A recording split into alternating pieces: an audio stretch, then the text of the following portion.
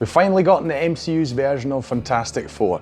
Is it actually fantastic? Ho ho ho. Let's talk about it.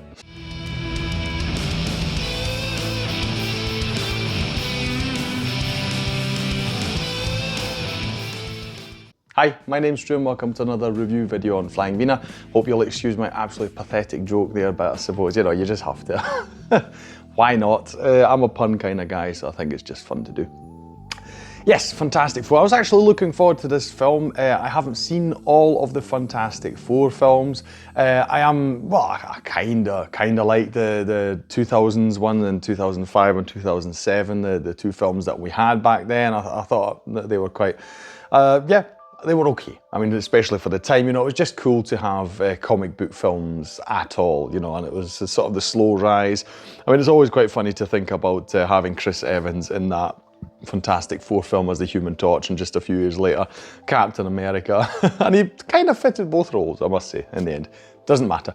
I have not seen the attempt, what was it, like 10 years ago or so, to reboot the Fantastic Four, a Fant Four stick, or whatever you want to call it, because it's got the 4 instead of the A, you know, they did all that cool stuff, but we're going to replace the letter with the number, and it just makes you think Fant Four stick when you see it every time.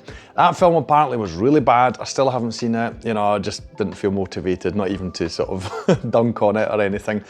I was looking forward to this. I am an MCU fan. I wasn't too sure of the casting, I will say, and I still actually, even after seeing the film and seeing that Pedro Pascal is good, I think they should have chosen someone else as Reed Richards. I'm not sure. I don't know. I still don't feel like he's the right person for the role. But that being said, you know, just to not make you think I'm a hater or anything, he is actually really good in the role. It's just a personal preference thing. Anyway. So yes, I was really looking forward to this, especially after, well, just a few weeks ago, we obviously got Superman. I mean, I am a bit bummed by the fact that why do they have to have the release date so close? Why can't we just let the one comic book film breathe and let the other one breathe as well, instead of them both now sort of, you know, really cannibalizing each other's audiences? I think that's quite stupid. But studios will do what studios will do. Anyway, let's talk about the plot. So this Fantastic Four film, it does not give us the origin story. I'm assuming that the last one did as well, so they're obviously thinking people know this stuff. They sort of, you know, just sort of hint at to give you short snippets, but they don't spend like the first 20 or so minutes doing the whole thing, going out into outer space and getting the cosmic powers, etc., etc. You know, all these kind of things. None of that. So the Fantastic Four, they're already established as a superhero family. They've been active for, I think it's 4 years. They just go in fours, like, yeah, Fantastic Four. So let's say 4 years have passed since they've become superheroes. Yeah, we see how they're getting along. Slight spoiler, I suppose. Sue Storm and Reed Richards, they are suddenly expecting a baby.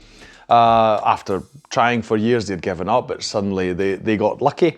That's one of the things. Obviously, the world is very excited about that fact, you know, her being pregnant and this new kid being born into this superhero family.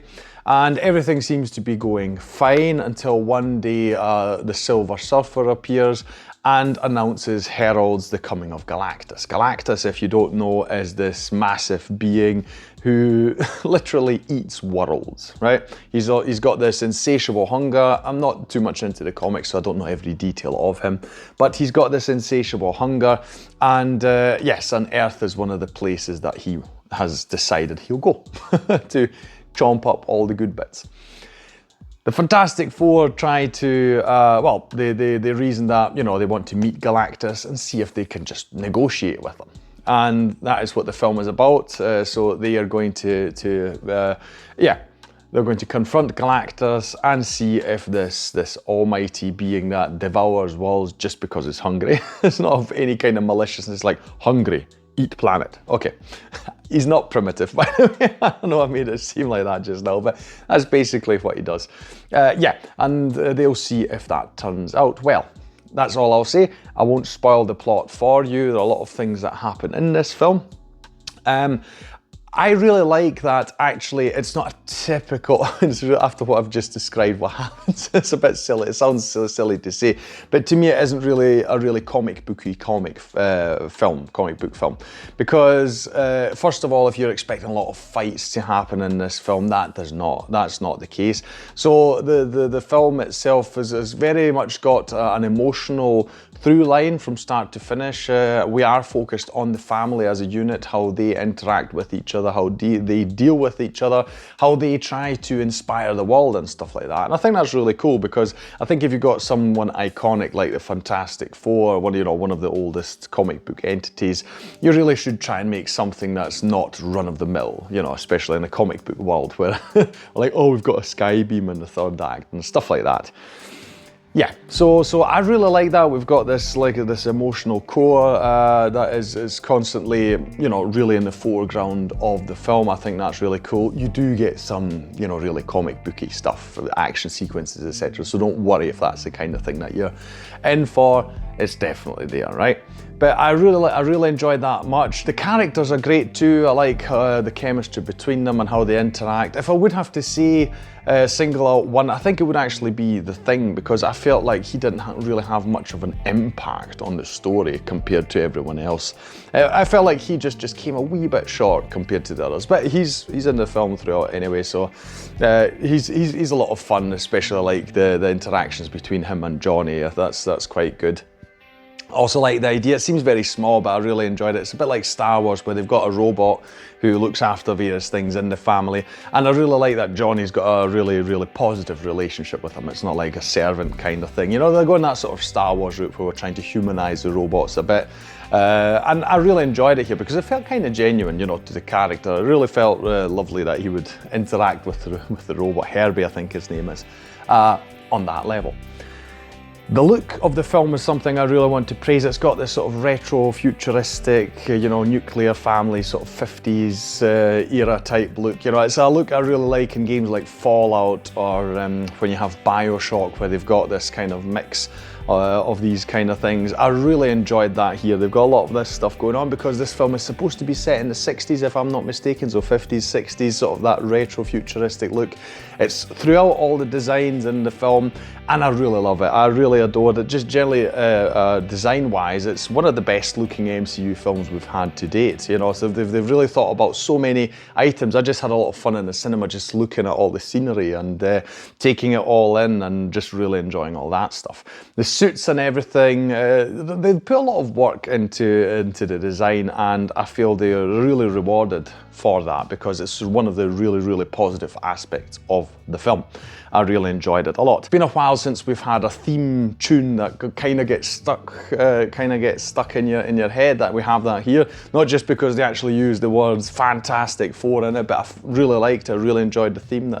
I think it's Michael Giacchino who came up with this, so he's doing some really good work in the superhero genre with this and the Batman. So I really enjoyed the soundtrack quite a lot. I thought that was really good. So we've got a lot of very positive elements here. I like how the story concluded. It wasn't actually how I did, because due to a previous, I'll call it a previous scene that was somewhere else in the MCU, I thought that this film was going to end very differently than it did. So that was quite a surprise too.